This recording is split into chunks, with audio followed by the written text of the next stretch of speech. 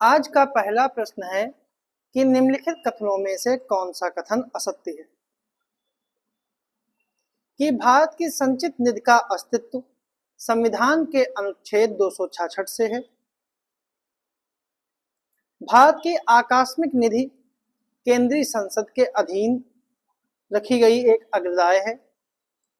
राजस्व बजट में सरकार की राजस्व प्राप्तियों और राजस्व व्यय शामिल होते हैं और पूंजीगत प्राप्तियां सरकार के द्वारा लिए गए कर्ज हैं जिन्हें बाजार ऋण कहा जाता है। तो इनमें से कौन सा कथन जो है ठीक है वो असत्य है, ये बताना है कि कौन सा कथन जो है असत्य है। तो इसका सही जो आंसर है वो है बी ऑप्शन, कि भारत की आकस्मिक निधि जो है वो केंद्रीय संसद के अधीन नहीं रखी गई। भारत की आकस्मिक निधि जो है वो राष्ट्रपति के अधीन रखी गई, इसीलिए बी ऑप्शन का जो है गलत है, बाकी जो हैं वो सभी सही हैं। अगला प्रश्न है केंद्रीय बजट अनुमान 2024-25 के लिए कुल व्यय कितने लाख करोड़ रुपए हैं। 48.21 लाख करोड़, 32.7 लाख करोड़, 25.83 लाख करोड़ या 31.30 लाख करोड़। मतलब कि 2024-25 का जो बजट है वो कितना अनुमानित रखा गया था। तो इसका सही जो आंसर है वो है ए ऑप्शन, 38.21 लाख करोड़। मतलब ए ऑप्शन इसका जो है सही है। अगला प्रश्न है राष्ट्रीय डॉल्फिन शोध केंद्र कहाँ है। पटना, कलकत्ता, वाराणसी या फिर भागलपुर।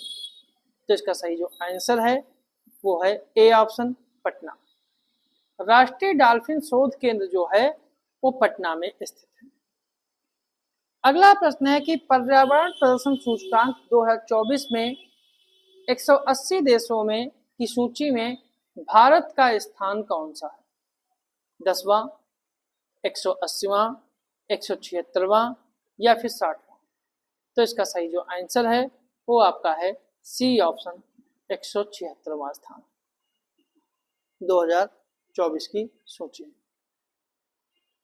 अगला प्रश्न है कि निम्नलिखित कथनों पर विचार करें कि प्रकाश रासायनिक धूम्र कोहरा नाइट्रोजन के ऑक्साइड, ओजोन तथा पैराक्सी एसिटिल नाइट्रेट से बनता है और पीएनएन ओजोन तथा स्मॉग द्वितीयक प्रदूषण के उदाहरण है। तो इनमें कौन सा कथन जो है सही है। केवल एक, केवल दो, दोनों या फिर दोनों नहीं। तो जो इसका सही जो आंसर है वो आपका है सी ऑप्शन, इसके दोनों कथन जो हैं सही हैं। क्योंकि प्रकाश रासायनिक धूम कोहरा यानी कि स्मॉग शब्द जो है वो स्मोक ठीक है प्लस फॉग के मिलने से बना है। प्रकाश रासायनिक धूम्र कोहरा वायु प्रदूषण की एक अवस्था है जिसमें गाड़ियों और औद्योगिक कारखानों से निकले धुएं में उपस्थित नाइट्रोजन ऑक्साइड और नाइट्रोजन डाइऑक्साइड गैसें सूर्य के प्रकाश में हाइड्रोकार्बन के साथ अभिक्रिया करके सारे द्वितीयक प्रदूषकों को जन्म देती हैं, चाहे उसमें ओजोन हो, फॉर्मेल्डिहाइड हो, पैन हो। जैसे प्रकाश रासायनिक धूम्र कोहरा खास तौर से नाइट्रोजन के ऑक्साइड, ओजोन और पैराक्सी एसिटिल नाइट्रेट से बनता है और वह वायु प्रदूषक जो प्रदूषक स्रोत से सीधे वायु में मिलते हैं उन्हें प्राथमिक प्रदूषक कहते हैं, जैसे CO, मोनोऑक्साइड, CO2 और सल्फर। जबकि ऐसे वायु प्रदूषक जो प्राथमिक वायु प्रदूषकों और साधारण वातावरणीय पदार्थों की क्रिया के फलस्वरूप उत्पन्न होते हैं उन्हें द्वितीयक वायु प्रदूषक कहते हैं, जैसे ओजोन, पैराक्सी एसिटिल नाइट्रेट, पीएनएन। ठीक है, ये सब जो हैं ये द्वितीयक प्रदूषक हैं। जो सही आंसर जो है वो सी ऑप्शन। अगला प्रश्न है लाइकेन जल प्रदूषण के महत्वपूर्ण सूचक होते हैं और फ्लाई ऐश कोल के दहन से उत्पन्न प्रदूषक है। तो इनमें कौन सा कथन जो है सही है? केवल एक, केवल दो, दोनों या फिर दोनों नहीं। जो इसका सही जो आंसर है वो है बी ऑप्शन, केवल दो। क्योंकि लाइकेन जो है वायु प्रदूषण के सूचक होते हैं। यदि वातावरण में सल्फर डाइऑक्साइड की मात्रा बढ़ जाती है तो लाइकेन समाप्त होने लगते हैं। लाइकेन कवक और शैवाल से मिलकर बने होते हैं जो पेड़ों के तनों और चट्टानों पर पाए जाते हैं। फ्लाई ऐश जो होती है वो कोयले के दहन से उत्पन्न प्रदूषक है। इसमें सूक्ष्म कण पाए जाते हैं जो धुएं के साथ हवा में तैरते हैं।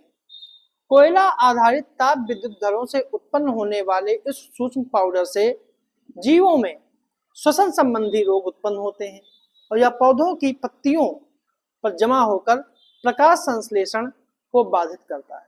तो इसका सही जो आंसर है वो बी ऑप्शन। अगला प्रश्न है, अम्ल वर्षा के में नीचे दिए गए कौन से प्रदूषक वर्षा जल और हिम को प्रदूषित करते हैं? Sulphur dioxide, nitrogen oxide, carbon dioxide या फिर मीथेन। कूट के आधार पर चयनित करना है, 1, 3, 4, 1 और 2, 1, 2, 4 या फिर 2 और 3। तो इसका सही जो आंसर है वो है बी ऑप्शन, 1 और 2। सल्फर डाइऑक्साइड और नाइट्रोजन ऑक्साइड अम्ल वर्षा के निर्माण के मुख्य कारक होते हैं। ठीक है, अम्ल वर्षा वर्षा जल और हिम को प्रदूषित करती है। इसी कारण से झीलों, नदियों, तालाबों पर हानिकारक प्रभाव पड़ता है। ठीक है, इसलिए पहला और दूसरा जो है पहला और दूसरा सही है, नाइट्रोजन ऑक्साइड और सल्फर डाइऑक्साइड। सही आंसर जो है वो बी ऑप्शन है। अगला प्रश्न है, ग्रीन कार्बन और ब्लू कार्बन के परिप्रेक्ष्य में निम्नलिखित कथनों पर विचार करें। पहला कि ग्रीन एवं ब्लू कार्बन वातावरण से हरित गृह गैसों को अधिग्रहण का कार्य करते हैं और प्रकाश संश्लेषण की क्रिया के द्वारा वातावरण से जो कार्बन निकलकर पौधों और मिट्टी में संग्रहित हो जाता है उसे ग्रीन कार्बन कहते हैं। वायुमंडलीय कार्बन जब तटीय और समुद्री परितंत्रों के मैंग्रोव वन, समुद्री घास और अंतर्ज्वारीय लवण दलदलों में जमा हो जाते हैं तो उसे ब्लू कार्बन कहते हैं। तो कौन सा कथन जो है सत्य है? 1 और 3, 1, 2, 3, 2 और 3 या फिर इनमें से कोई नहीं। तो इसका सही जो आंसर है वो आपका है बी ऑप्शन, 1, 2, 3 में तीनों कथन जो हैं वो सही है। ग्रीन कार्बन और ब्लू कार्बन जो होते हैं वो दोनों ही कार्बन सिंक की भूमिका निभाते हैं। काले और भूरे कार्बन से अलग ग्रीन और ब्लू कार्बन वातावरण से हरित गृह गैसों के अधिग्रहण का कार्य करते हैं। अगर हम ग्रीन कार्बन की बात करें तो प्रकाश संश्लेषण की क्रिया के द्वारा वातावरण में CO2 से जो कार्बन निकलकर पौधों और मिट्टी में संग्रहित हो जाती है उसे ग्रीन कार्बन कहते हैं और यह वैश्विक कार्बन चक्र का एक जीवंत भाग है। पौधे और फसलों में यह कार्बन लघु जीवन अवधि के कारण थोड़े समय के लिए रहता है और कुछ समय के बाद वह इस कार्बन को मुक्त कर देते हैं, परंतु वन के बायोमास इस कार्बन को कई सदियों तक संचित किए रहते हैं। अगर ब्लू कार्बन की बात करें तो कार्बन वायुमंडलीय कार्बन जब तटीय और समुद्री परितंत्रों में मैंग्रोव वन, समुद्री घास, बेड़ों और अंतर्राज्यीय लवण दलदलों में जमा हो जाते हैं तो वह कार्बन ब्लू कार्बन कहलाता है और ये बहुमूल्य परितंत्र एवं जटिल कार्बन भंडार को एकत्रित किए रहते हैं और ये वातावरणीय CO2 को प्राथमिक उत्पादक के द्वारा अधिग्रहित कर फिर उन्हें अवसादों में जमा कर देते हैं। इसलिए सही आंसर जो है वो बी ऑप्शन है। अगला प्रश्न है, 2050 के लिए नेट जीरो लक्ष्य के संदर्भ में कौन सा कथन सही है? कि इसका अभिप्राय है कि देश को 2050 तक उसके उत्सर्जन को 1.5 डिग्री सेल्सियस वृद्धि तक सीमित करना है और इसका अभिप्राय है कि किसी देश के उत्सर्जन की क्षतिपूर्ति वातावरण से ग्रीन हाउस गैसों का निराकार तथा अवशोषण से होगी। तो इसका कौन सा कथन सही है? केवल 1, केवल 2, दोनों या फिर दोनों नहीं। तो जो इसका सही जो आंसर है वो आपका है सी ऑप्शन, कि इसके दोनों कथन जो हैं वो पूर्णतया सही है नेट जीरो के संबंध में। अगला प्रश्न है, जलवायु स्मार्ट कृषि के संदर्भ में कौन सा कथन सही है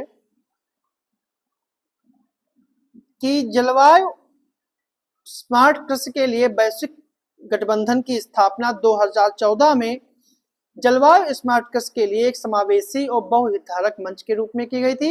इसका विजन जलवायु परिवर्तन की स्थिति में खाद्य सुरक्षा, पोषण और लचीलापन सुनिश्चित करना है। तो इसका कौन सा कथन जो है सही है? केवल एक, केवल दो, दोनों या फिर दोनों नहीं। तो जो इसका सही जो आंसर है वो है सी ऑप्शन, कि इसके दोनों कथन जो हैं सही।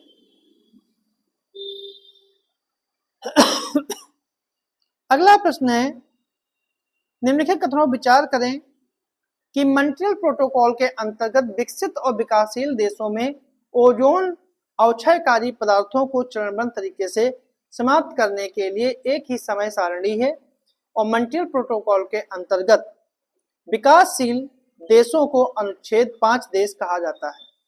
तो इसका कौन सा कथन सत्य है? केवल एक, केवल दो, दोनों या फिर दोनों नहीं।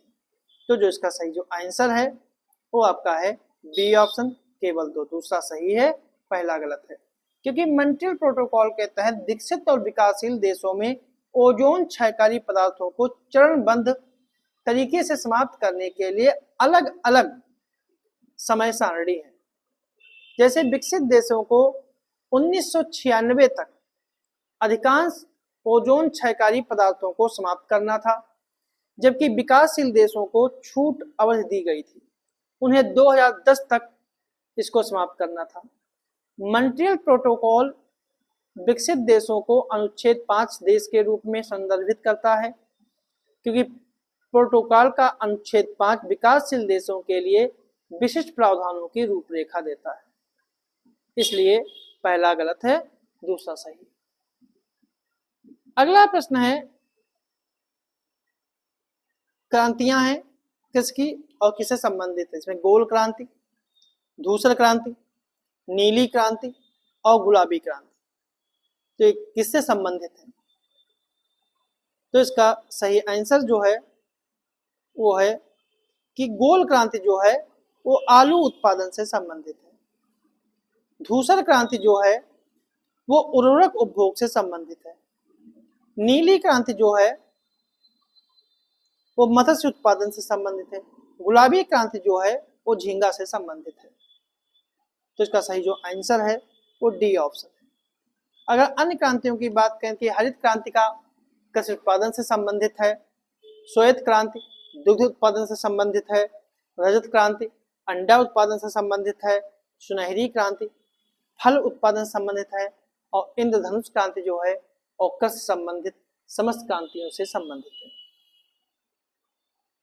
अगला प्रश्न है कि समताप मंडल ओजोन रिक्तीकरण के निम्नलिखित प्रभाव होते हैं। पहला है पराबैंगनी विकिरण में वृद्धि, औरक्त विकिरण में वृद्धि, चर्म कैंसर में वृद्धि और स्थलीय वनस्पतियों और जीव जंतुओं पर महत्वपूर्ण प्रभाव और मोतियाबिंद के केसों में कमी। तो इसमें कौन सा कथन सही है? 1 2 3 4, 1 3 4, 2 3 4 5 या 1 2 3? तो इसका सही जो आंसर है वो आपका है बी ऑप्शन, 1 3 4, 1 3 और 4। ठीक है। पराबैंगनी किरणों में मोतियाबिंद में कमी नहीं होती है, इसमें जो है वो वृद्धि हो जाती है। और इंफ्रारेड औरक्त किरणों में जो है पराबैंगनी किरण की मात्रा को, ओजोन जो है वो पराबैंगनी किरणों की मात्रा को प्रभावित करता है, मतलब कि वृद्धि विकिरण के बारे में कोई प्रभाव नहीं करता है, या पराबैंगनी किरणों को प्रभावित करता है, ना कि औरक्त किरणों को। इसलिए सही आंसर जो है वो बी ऑप्शन। अगला प्रश्न है, निम्नलिखित कथनों पर विचार करें कि ध्रुवीय समतापमंडली मेघ को मदर ऑफ पर्ल कहते हैं और ध्रुवीय भवन का तापमान -80 सेंटीग्रेड होता है, जो ध्रुवीय समताप मंडली बादलों के निर्माण में सहायता करता है और ध्रुवीय समताप मंडली बादल ओजोन विघटन के लिए उत्तरदायी होते हैं। तो कौन सा कथन सही है? केवल एक, केवल दो, तीनों या इनमें से कोई नहीं? तो जो इसका सही जो आंसर है वो आपका है सी ऑप्शन, कि इसके तीनों कथन जो हैं वो सही। तो इसका सी ऑप्शन जो है सही। तो ये थे हमारे आज के कुछ प्रश्न।